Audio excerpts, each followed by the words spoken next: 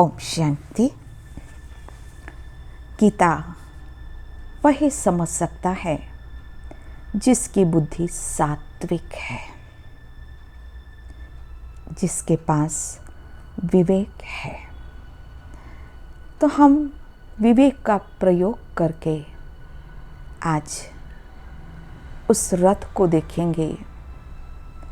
अर्जुन और श्री कृष्ण को भी देखेंगे। यह एक आध्यात्मिक अर्थ लिए हुए है। कृष्ण शब्द का प्रयोग अर्जुन ने सर्वाधिक बार किया है। तो कृष्ण का क्या अर्थ है? भगवद गीता में श्री कृष्ण एक गुणवाचक संज्ञा के रूप में परमात्मा के लिए प्रयोग किया हुआ है। परमात्मा जो ज्ञान का सागर, पवित्रता, प्रेम और शांति का सागर है, सत्य है, चैतन्य है, आनंद स्वरूप है और ज्योति स्वरूप है।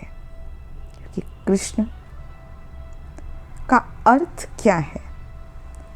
कृष्ण शब्द कृष प्लस ण से बना हुआ है। कृष धातु संज्ञा का वाचक है। ण आनंद का प्रतीक है, अर्थात परमात्मा सच्चित आनंद स्वरूप है।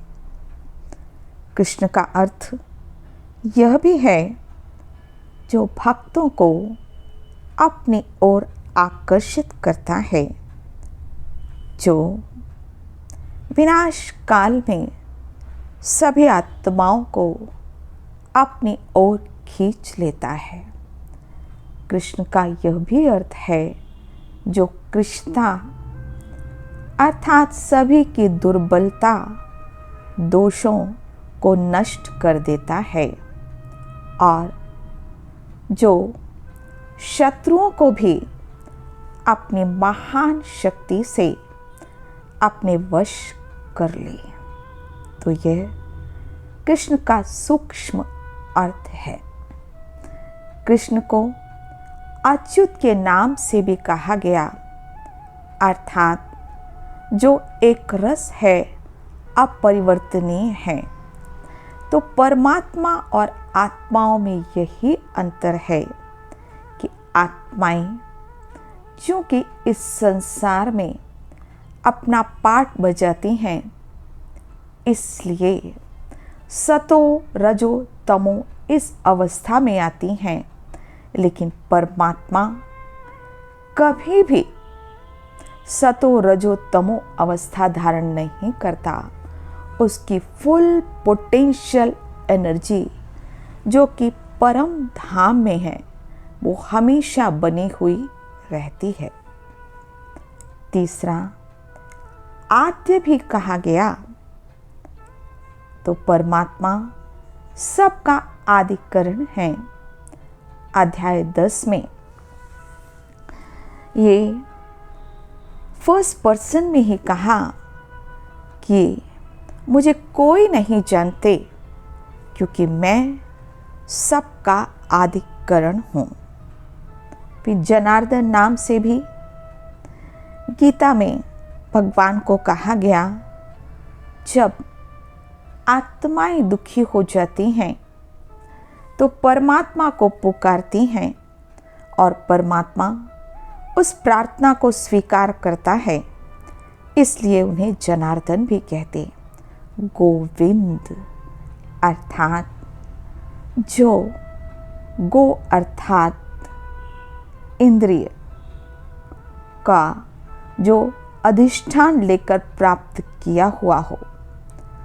ऋषिकेश भी कहते जो इंद्रियों का स्वामी हो।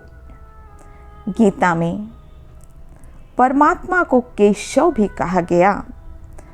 क अर्थात ब्रह्मा, ईश अर्थात शंकर, व अर्थात विष्णु।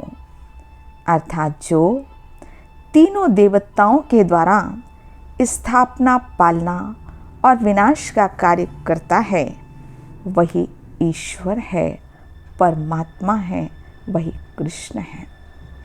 मधुसूदन एवं माधव ये आसुरी वृत्तियों का प्रतीक है।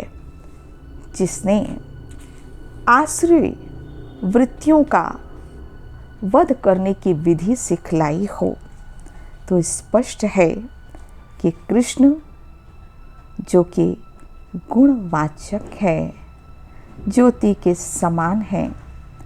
इसीलिए अध्याय 8 में 9वें श्लोक में भगवान ने अपना परिचय दिया है कि मैं अणु से भी सूक्ष्म हूँ, अचिंत्य रूप हूँ, आदित्य वर्ण का हूँ और अंधकार को प्रकाश में परिवर्तित करता हूँ, अंधकार से परे हूँ। तो सबसे ज़्यादा कृष्ण शब्द का ही प्रयोग किया गया है। लेकिन आश्चर्य की बात यह है कि कृष्ण शब्द का प्रयोग सिर्फ अर्जुन या संजय उवाच में ही है। भगवान उवाच प्रथम पुरुष श्लोकों में कृष्ण शब्द का कहीं भी वर्णन नहीं है। तो परमात्मा अशरीरी है, ज्योति बिंदु स्वरूप है। अब हम अर्जुन को देखते हैं, जिसको ज्ञान सुनाया गया। तो अर्जुन के लिए सबसे ज़्यादा पार्थ शब्द का प्रयोग हुआ है। पार्थ अर्थात देहधारी। तो गीता ज्ञान सिर्फ इस देह में रहकर ही सुना जा सकता है। तो इसलिए जीव आत्मा को ही पार्थ कहते हैं। अर्जुन जो निष्कपट है, मन वाणी से निर्मल है, सफ़ेद है, पवित्र है, तो ज्ञान अर्जन करने वाली आत्मा का प्रतीक है। अर्जुन को धनुर्धर भी कहा, जो ज्ञान रूपी बाण द्वारा जीवन लक्ष्य का वध करने वाला है। परम तप अर्थात परम तपस्या करने वाला अनघ, जो कि निष्पाप है। गुणाकेश, जो निद्रा को जीतने वाला है। अनसुया, जो पवित्र है। महाबाहो, महावीर है, शरीर से नहीं, जिसने विकारों पर विजय प्राप्त किया है। वह भारत है, अर्थात जो कि परमार्थ कार्य में लगा हुआ है और उसमें ही वह व्यस्त है। धनंजय, जिसका अर्थ है ज्ञान रत्न प्राप्त करने व योग रूपी अविनाशी कमाई करने वाला। तो आत्मा और परमात्मा दोनों ही गुणवाचक हैं। तो गीता आत्मा और परमात्मा के बीच में संवाद है। रथ को देखते हैं। शरीर रथ का प्रतीक है और आत्मा रथी है। जब आत्मा इस शरीर से निकल जाती है तो उसे अरथी कहते हैं। अर्जुन के घोड़े श्वेत रंग के बतलाए जाते हैं। ये श्वेत अर्थात दिव्यता के प्रतीक हैं और कहा जाता कि अर्जुन के घोड़े स्वर्ग तक उड़ सकते थे। तो घोड़े उड़ते नहीं। इसका आध्यात्मिक अर्थ है कि जो आत्मा परमात्मा से ज्ञान सुनती है, उस ज्ञान को सुनने वाला मन बुद्धि से पवित्र हो जाता है और तीनों लोक तक अपनी बुद्धि को ले जा सकता है।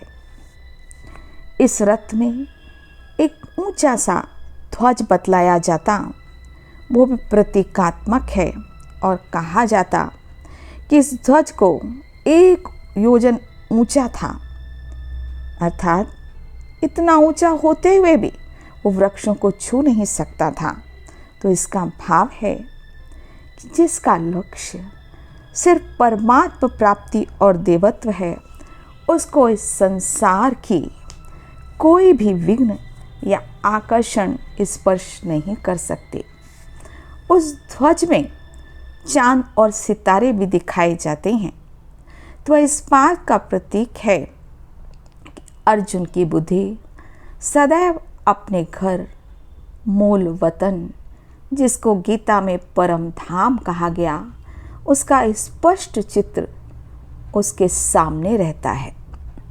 वह इस दुनियावी माया के प्रभाव में नहीं आता है।